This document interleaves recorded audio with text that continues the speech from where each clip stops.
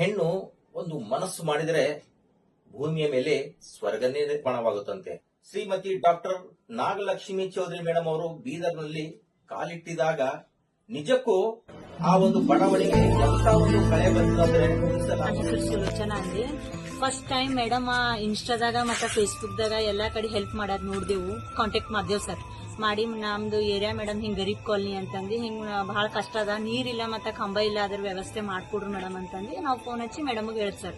ಹೇಳದಿ ಒಂದ್ ದಿವಸದಾಗ ಮೇಡಮ್ ಅವರು ಅವಾಗ ಸಂಬಂಧಪಟ್ಟಿಂದ ಇಲಾಖೆದವ್ರಿಗೆ ಹೇಳಿದ್ರು. नमस्ते, बहुत अच्छा हुआ मैडम, बहुत अल्लाह का शुक्र है, तुम बहुत बड़ा शुक्रिया करे पानी का।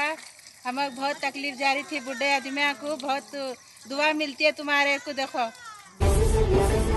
ಬೀದರ್ ನಗರದ ಗರೀಬ್ ಕಾಲನಿಯಲ್ಲಿ ಸುಮಾರು ವರ್ಷಗಳಿಂದ ಅಲ್ಲಿನ ಜನರು ಸಮಸ್ಯೆಗಳನ್ನು ಅಕ್ಕ ನಾಗಲಕ್ಷ್ಮಿ ಅವರಿಗೆ ತಿಳಿಸಿದಾಗ ಕೂಡಲೇ ಅದನ್ನು ನಗರಸಭೆಯವರು ಎಚ್ಚೆತ್ತುಕೊಂಡು ಕೆಲಸ ಮಾಡಲು ಶುರು ಮಾಡಿರುತ್ತಾರೆ.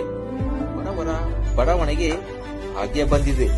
ನಮ್ಮ ಅಕ್ಕ ನಾಗಲಕ್ಷ್ಮಿ ಸದಾ ನೀವು ಹೀಗೆ ಬಡವರ ಪಾಲಿಗೆ ಬೆಳಕಾಗಿ ಎಂದು ಆಶಿಸಿದ ಬಡವಣೆಯ ಜನರು. ಡಾಕ್ಟರ್ ನಾಗಲಕ್ಷ್ಮಿ ಮೇಡಮ್ ಅವರಿಗೆ